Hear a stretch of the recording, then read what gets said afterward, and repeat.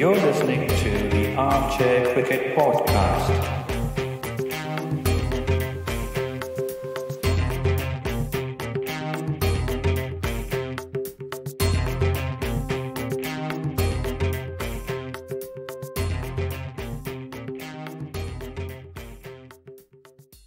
Hello all, welcome to another episode of Armchair Cricket Podcast, a podcast focusing on Test cricket by armchair critics of the game. I'm your host Ajit.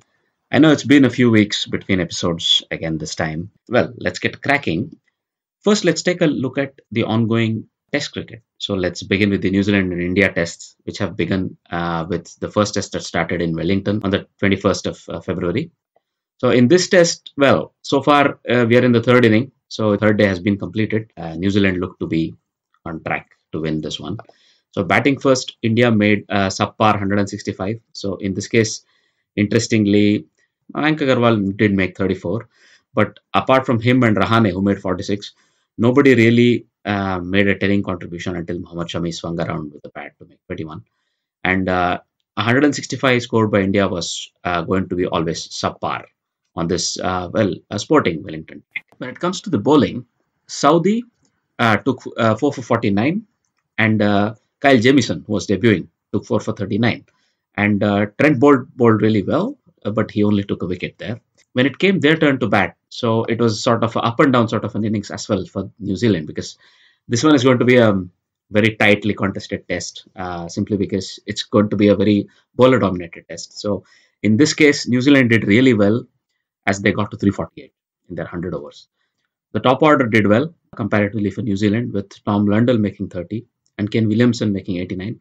Ross Taylor made 44, and there were a bunch of teens from Nicholson Watling. But the most telling contribution came from lower down the order, where Colin de Grandhomme, who made 43, held the lower order together with Kyle Jamieson, who, along with bowling really well, also made 44 with the bat. And at the end, Trent bowled, batting at number 11, seemed to be hitting balls for Merry, and he made 38 of just 24 balls. This meant New Zealand got comfortable lead. So we know that on such a tightly contested game, even a lead of 100 runs was going to be very, very tight. But New Zealand got a lead of 160 run plus. And as far as India goes, I think they were a bit disappointed with the way they were not able to dismiss the tail from New Zealand. This has been a problem that we have seen before with the Indian attack, but over the last 1 or 2 years they seem to have overcome this. But again, the same old problems resurfaced, and they were not able to restrict the tail of the opposition, which swung merrily. And these 123 runs could be really, really crucial as far as the outcome of the game goes. For India, though, Ishant Sharma, who was shrugging off a jet lag, bowled really well to take 5 for 68. R. Ashwin did take 3 for 99. It felt tailenders were able to hit him very easily. Same thing for Bumrah and Shami, both of whom took a wicket, but they seem to be a bit costlier. So when we see that the run rate at which both the teams batted in the first innings, India batted at a run rate of 2.42, whereas New Zealand swung merrily and they batted at a strike rate of 3.46. So even though India batted 68 overs, they'd only had 165, but New Zealand, who batted just 100 overs, made 348. So this is going to be a very crucial stat as well as we go on with the test.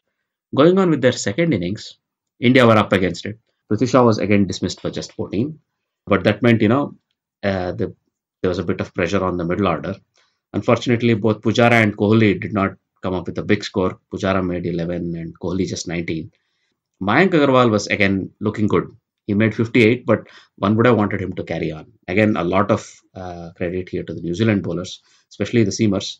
Trent Bolt in second inning so far has taken 3 wickets, and Saudi has taken the 1 wicket to fall. So at 144 for 4 and 39 runs behind, India definitely have their back against the wall, because in this case, scoring 39 runs is not going to be nowhere enough, but they will want to set a target of at least 150. So that means they are looking at another 180 runs with 6 wickets remaining. So they have Rahane and Vihari at the crease, both of whom are set, and there is the exciting punts to come and Ashwin. So they'll want some good contributions from these batsmen. So even a lead of 150 can make this a very exciting test going into the last inning. But again, a lot of control being shown by the New Zealand bowlers, who restricted India to a run rate of 2.21. As we see this This is a very bowler-friendly pitch, and it looks like New Zealand seem to be on course to take this first test. So this will be the first test loss for India if that really happens in the ongoing World Test Championship. So let's see how it unfolds in the upcoming 2 days. When we look at the other ongoing tests, so this is the Bangladesh versus Zimbabwe test series. So this is again a only test. This is being played at Dhaka. So in this case, Bangladesh seem to have an upper hand. So at the end of day 2, having dismissed Zimbabwe for 265, Bangladesh have 240 for 3 so far. That means, they will probably look to bat once, bat big, as the cliche goes, and ensure that, they are able to win this test match comfortably. So batting first, Prince Masaure, who was the opener for Zimbabwe, made 64, and Craig Erwin, the captain, who was batting at 3, made 107. Apart from these two really nice scores right at the top of the order, only Regis Chakabwa, the keeper, made 30, but nobody else came up with any meaningful contribution. That meant, in spite of having a couple of good scores in the top 3, Zimbabwe were only able to make 265. Again, good controlling bowling by Bangladeshi bowlers. So Abu Jayed, the fast bowler, took 4 for 71. Naeem Hassan took 4 for 70, and Taijul took 2 for 90. After that, when it came their turn to bat, Bangladesh were a bit more adventurous. Yeah, just like the previous test match, we could see this comparison where Bangladesh are scoring at 3.4 to an over. Tamim Iqbal made 41. The other opener, Saif Hassan, failed, but Nazmul Hassan Shanto, who came at number 3, made 71. And the skipper Mominul Haq, who's batting at 4, is unbeaten on 79, along with the experienced Mushfiqur Rahim, who's 32 not out. So you can very well see, for example, in the previous one-off test against Pakistan, let's say the experienced campaigner that Mushfiqur Rahim was missed, and it was very visible. In this case, he's back, and with some batting power still to add, Bangladesh look to be favourites, and they look to be able to, put a lot of pressure on the Zimbabwean batting order if they were to take a lead of 200 plus. Right now, they are 25 runs behind, but if they are looking to bat out the third day, I think they'll have the lead that they're looking at. So that means, again, this might be the first test win for Bangladesh for the ongoing test championship. So that will be a very good thing for them. If you were to take a look at the limited overs cricket that's going on, we could start with the West Indies versus Sri Lanka ODI series that's going on in Sri Lanka currently. So the first game of this was played at the SSC Colombo on February 22nd. It was a seesaw game in which Sri Lanka came out at top in the last over. So it was a very exciting game if you're a cricketing fan. Batting first, West Indians made 289 for 7 in their 50 overs thanks to good scores by Shai Hope, who made 115, holding one end up for West Indies almost nearly throughout the innings. Darren Rao made 39, Roston Chase made 41, and in the end, there was some lusty hitting from Kimo Paul, who made 32, and Hayden Walsh Jr., who made 20. And this was going to be a very competitive total on this pitch. For Sri Lanka, Udana, who was a bit costly, took 3 for 82, and Tessera Pereira and Nuwan Pradeep took a wicket each. When it came their turn to bat, Sri Lanka, even though they had solid contributions right from the top 4, with Avishka Fernando making a half-century 50, Captain Karunaratne making 52, Kusal Pereira making 42, and then Kusal Mendes making 20. They sort of stumbled a little, and their middle order had to come to the rescue. Dhananjaya De Silva made 18, and Tissara Pereira made 32, and in the end, it was left to Vanidu Hasaranga, who made an unbeaten 42 to take them home in the last over. It was like if you're looking at this match, it was a seesaw match right through, because every time it looked like Sri Lanka had managed to gain an upper hand. One of their batsmen threw their wicket away, or somehow West Indies came up with something brilliant and took a wicket. And it was never clear how the match was going to finish. Even in the last over, which was bowled by, Kimo Paul, it was still not clear whether Sri Lanka would be able to clinch the game. Because with 1 run required and 2 wickets in hand, they lost a wicket off the first ball to a run out. And with 1 run remaining, Kimo Paul bowled a no ball, and with that, Sri Lanka won the game. So it was, as I said, a very, very exciting game. Moving on, we also have the South Africa versus Australia T20 series ongoing. So in this case, South Africa lost the first T20i. Ashton Agar took a hat-trick to restrict South Africa to just 89, chasing 197. So the first T20I was played in Johannesburg. So in this case, batting first, Australia were able to put on this really, really big score. Alan Finch made 42, Stephen Smith made 45, David Warner had failed, but there were meaningful contributions right down the order, right? That meant Australia were always keeping up with a run rate very close to 10 an over. There were some decent bowling efforts from South Africa. Stein took 2 for 31, Peluquire took 1 for 35, and then Shamsi took 2 for 31 as well. But the backup bowlers were a bit costly, and so was Rabada, who's coming back into the squad. He considered 45 runs of just 3 overs. Ngidi considered 37 of his 3 overs as well. That meant they were always up against it. So it's always not going to be easy chasing in Joburg. But they made a really bad job of it, South Africa, because apart from Faf du Plessis, who made 24, and then Pete van Billen was debuting and he made 16, and Kagiso Rabada in the end swung to make 22. They narrowly avoided the lowest score, which is 84 in a T20I in Joburg, and they made just 89. So Ashton Agar took a hat trick in which he was able to dismiss Faf du Plessis, followed by Peluhuayo and Dale Steyn of consecutive balls. And that meant, South Africa, if they had any fighting chance, that was dismissed right then and there. And what remained was just an academic interest, whether they'll even make a competitive total in this match. But, that even that was not going to be possible. So he took a 5-for. He finished with 5 for 24 of his 4 overs. And that's the best combined figures on this ground, Joburg, in a T20I. The same as the Bhuneshwar Kumar, who did this earlier in 2019. So he was ably supported by the other spinner, Zampa, who took 2 for 9 of 2.5 overs and 2 for 13 from Patrick Cummins. So with this, Australia were able to go 1-love up in the series. We are recording this episode even as the second T20A is just coming to a close. So this was a very closely contested game, which was played at Port Elizabeth. So in this game, South Africa batted first, and they were only able to make 158 for 4, in spite of having gotten to a really, really good start. So in this case, Quinton de Kock, the captain, made 70 of 47 balls, and he was ably supported by a couple of teams from Reza Hendricks and Faf du Plessis. And then once him and Hendrik van der Dussen joined forces, it looked like South Africa might even make 200. But then towards the end, Australia were able to come back by dismissing de Kock and then van der Dussen quickly. And even though David Miller and Pete van Billen tried, they could not really take South Africa to, let's say, at least 170 or 180, which would be considered par on this pitch. So even though South Africa had a slightly below par total, they were able to restrict Australia to 146 and take the game by 12 runs. When it came to the bowling of Australians, Zampa took 1 for 37. Kane Richardson, who was playing this game, took 2 for 21. Patrick Cummins took 1 for 31. And Ashton Agar, who had taken a 5-for in the previous match, did not take a wicket but bowled well to concede just 28 runs of his 4 overs.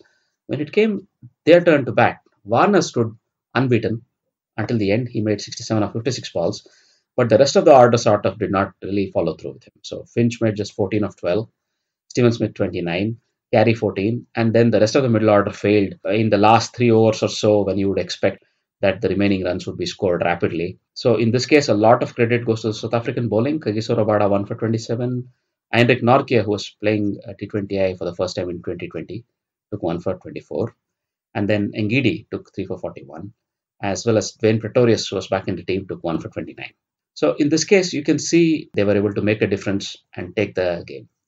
In this case, also, what was very visible was that in the last, let's say, 2 overs of a T20I, South African bowlers bowled really well, and Matthew Wade and Ashton Agar were dismissed. But South Africa considered only 7 runs of the last 2 overs. So Kagiso Rabada, who bowled the 19th over, and then Nortje, who bowled the last over, deserve the credit for finishing off really, really well. Because even at that stage, it looked like South Africa would probably end up losing this match, simply because 20 runs of a last 2 overs is very common. Why I say this is just today in the Women's World Cup T20I game, South African team was able to chase down 19 runs against the England women's team to win their game. So, in this case, England women made 123 for 8, and South African women required 19 runs of the last 2 overs. But in that game, Mignon du Preez came to the fore, and she was able to hit the required, let's say, big shots in the last 2 overs, and she was able to win the game for South Africa. So when we see this, we know indeed that it's not unheard of that a team storms back and takes the game in the last 2 overs. But so very well done to both Heinrich Nortje and Rabada.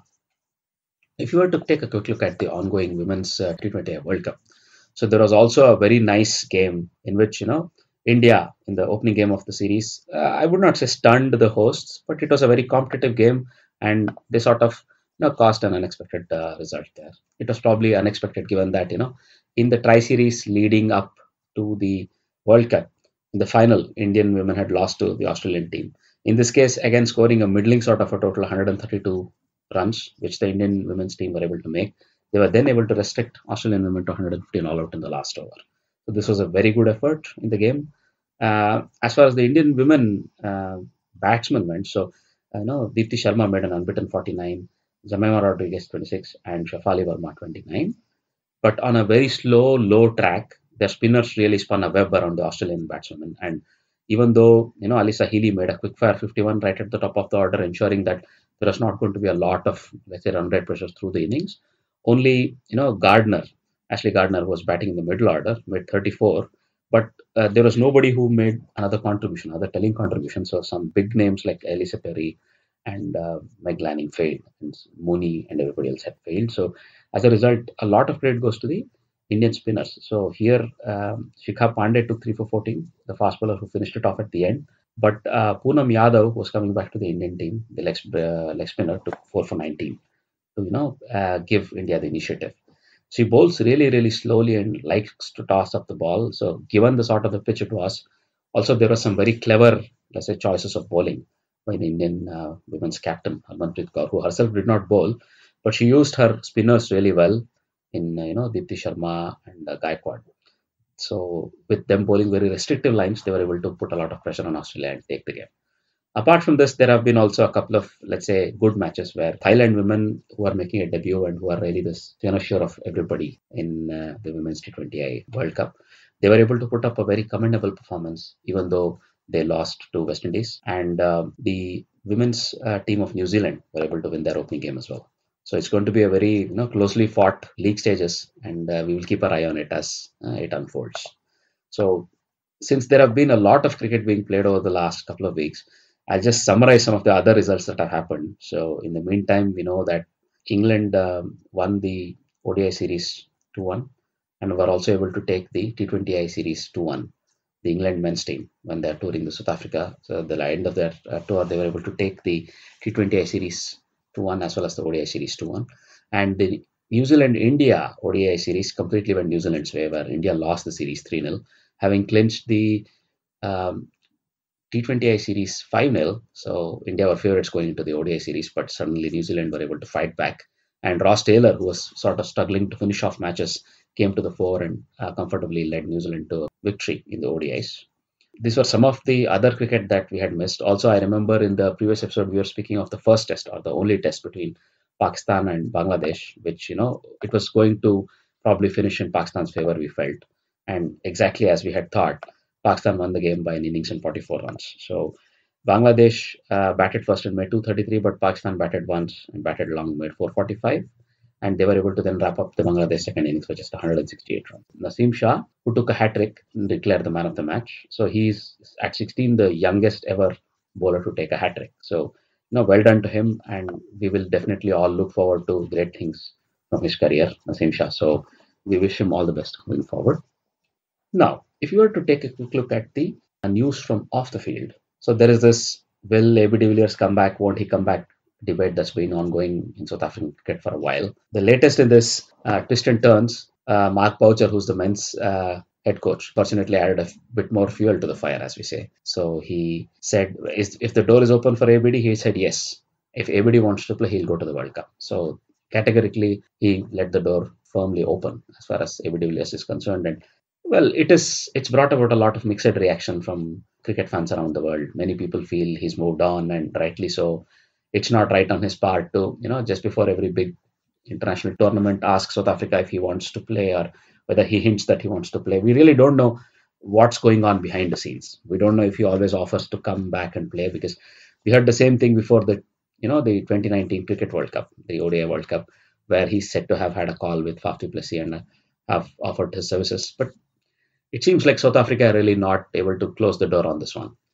It seems a bit weird that they're still expecting somebody who, has moved on and who's been, playing in the T20 circuits around the world to come back and, suddenly make a difference. My personal opinion is maybe it's time to let this, as great a person as he was and as great a player as he was, let him go. I mean, he's, so to say, walked into the sunset. He's done with his career. He should be allowed to have some quality time with his family. Whereas, yes, there are issues with the current middle order in the South African team. We see that every now and then. But those that are in possession, with the likes of, Faf du Plessis, Henry van der Dussen, David Miller. They are experienced and they should be able to pick it up along with the likes of Piet van Biljon or even Henrik Klaassen. So there is quite a lot of talent there in the middle order, and they should be able to pick it up. And you always have some quality all-rounders in Australia, in South Africa, like Dwayne Pretorius and even Pelo Quayo. So, with these people in the squad, I think they should be able to pick up themselves and play quality cricket. With or without ABD, I'm sure they'll be a great team. But now that he has moved on, I think it's time to probably close the door on that discussion and go full steam ahead with the existing resources that they have in the team. In other news, Faf du Plessis has decided to step down in all formats as the skipper of the South African team. So we know that he was under pressure with not great results in the recent past. So it has come to pass that probably it was hinted to him that it was time. He's also 35. So even with his experienced presence being in the dressing room, probably somebody like Quinton de Kock can be given all format captaincy and allowed to grow into a captaincy role over the next year or so, even while Faf du Plessis winds down his career. It is more or less rumored that Faf du Plessis might sort of bring his career to a close, international career to a close at the end of the coming T20i World Cup. We'll see. We'll wait and watch how that goes. Or maybe he'll play a couple of tests in the home summer at the end of 2020 or beginning of 2021. Maybe call it a day. So when we look at his overall record, it's not as bad as one thinks, because over 36 matches in tests, he won 18 and lost 15. The number of test wins seems reasonable, but also the number of losses does seem a bit high.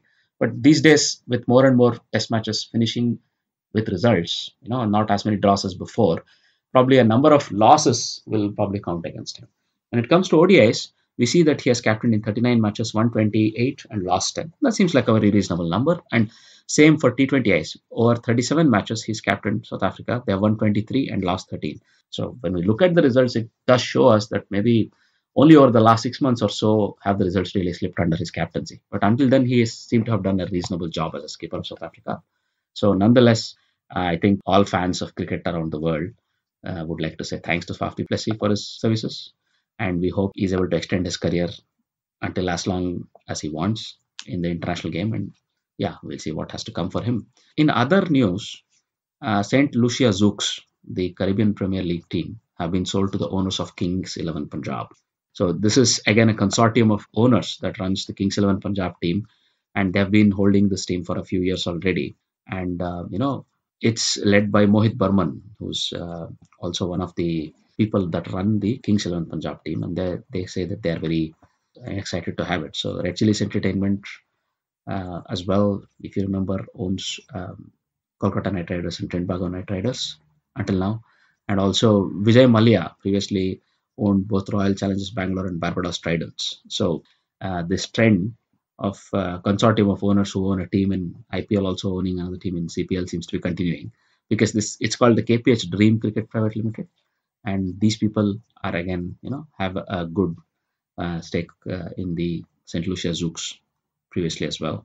So and there was some confusion about the St.Lucia Zouks permission, and there was some confusion here and there. They were called St.Lucia Stars, and then they became St.Lucia Zouks in the 2019, let's say, version of CPL. So we'll really see how it finishes, because Darren Sammy, who's from St. Lucia, and also he's a captain who's been doing rounds. He's the captain of I think Pekawar Zalmi also in PSL. So this guy, we'll see if he's retained as a captain under new management and so on. So with the new season of CPL coming up, we'll probably hear a few more things about it. Going on, we have recently heard this inauguration of the Motera Stadium in Gujarat, which is touted to be the biggest cricket stadium in the world with a capacity of 110,000 people. So there is a proposed day-night test that is going to be played here against England. So this is going to be in 2021, nearing the end of the current Test match championship cycle. So this means India will play at least 2 day-night tests in the upcoming period. So one against Australia that already has been confirmed in the Tour of Australia, and this will be the second one. So a lot more exciting cricket and a lot more exciting news for Test match fans, and maybe this is also a way when the big three are indicating clearly that they want to play a day-night cricket. Maybe this also means ICC will consider this, and maybe in one of the upcoming Test championship cycles, they may make it that at least there's one day-night test in each series or so. I mean, that's not a bad rule to have, considering that in many places while we play Test cricket, we see some loss of time due to light. especially when we play in Sri Lanka, India, in the Asian subcontinent. It would be not a bad move to move at least one test each series to day night to see, you can capture the entire time. We also know that there's a discussion of 4-day tests that is still ongoing, and it occasionally rears its head. So all this needs to be, probably put into context, and it's going to be exciting times. So as test match fans, we would like to see test match cricket being played, even if it means if it comes down to 4-day tests, we might have to accept it, because in this fast moving world, we will definitely not like it, but we'd rather live with a 4-day test rather than no tests at all. In other news, Pragyan Ojha, he has announced his retirement from international and first class cricket after 13 years. So he had a very reasonable career for India, and he played, his last test was the farewell test match of Sachin Tendulkar. I think we all remember it fondly. So he played 24 tests, 18 ODIs and 6 T20Is for India. And considering that he took 113 test wickets at an average of 30.26, it's not something to be sniffing at. And 21 in ODIs and just 10 in T20Is. But that seemed like he had a reasonable career. Unfortunately, with the advent of others like Ashwin and also some other spinners who've come up over time since then, his career was not probably as progressing as well as he would have liked, international career. But nonetheless, a stalwart of the Indian cricket team, and we would like to wish him all the best in the upcoming days with his other future endeavors. We know that PSL is ongoing now, and we just discussed earlier that Sammy is captaining the Pekhawa Zalmi team again. So related to that, Sammy has been a very vocal, let's say, supporter of international cricket coming back to Pakistan. And he, in fact, played all the matches that his team, Zalmi, played in Pakistan. And he was also even heard talking to people we hear behind the scenes, trying to convince more international cricketers to come play, at least in the PSL. In recognition of all of this, all of his services to Pakistan cricket, Pakistan government are planning to make him an honorary citizen of Pakistan. And then even the top civilian honor, which is Nishan-e-Pakistan, there are rumors that this might be given to Sammy. So that's very good news. So this guy seems to be really, an ambassador for cricket no matter where he goes. We know that he's very popular in all the parts of the world wherever he plays because of the brand of cricket he plays and how he plays it. So congratulations to Darren Sammy, and we wish him all the best, and we hope he returns to Pakistan and other parts of the world to play more cricket. Now, if you were to take a look at the trivia section, so the question from the previous episode was, when was the last time that a captain of a cricket team in an ODI, who was also the opener and the wicketkeeper, scored 100 before the game in the ODIs versus England that Quinton de Kock did it? So the previous such instance before Quinton de Kock was Adam Gilchrist versus Sri Lanka in 2006. So this question was hinted to us or came to us from a tweet by Kaustubh on Twitter at Kaustats. So we would like to say thanks to him. So this episode's trivia question is, who is the only West Indian wicketkeeper to have scored 100 and affected at least 4 dismissals in an ODI? So if you have been keeping your eye on the ongoing cricket, you'll probably realize that there is one such match, and in this game, it might have happened. All right then. If you want to give us the answer to our trivia question, you can get in touch with us using our mail ID, armchair.cricket@gmail.com, or using our Twitter handle, which is @armchaircrickpod. You could also leave it as a comment on any of the multiple platforms on which our podcast is available. Feel free to do that. As we always say, our listeners are our strength. If you listen to our podcast and you like it, do let your friends who are also other cricket fans know about it. This is the way we can, become more popular, and the more people listen to us, the more, good we feel about it, and the better content we can come up with. Again, with this ongoing juggernaut of cricket that we see, such a lot of cricket that comes up, a lot more tests, India, New Zealand tests. Also, we see Zimbabwe, Sri Lanka tests. So plenty of cricket coming up. So we hope you continue listening to all our episodes and encourage us in the same way. So it's a goodbye from me. Thank you very much and have a very good day. Bye-bye.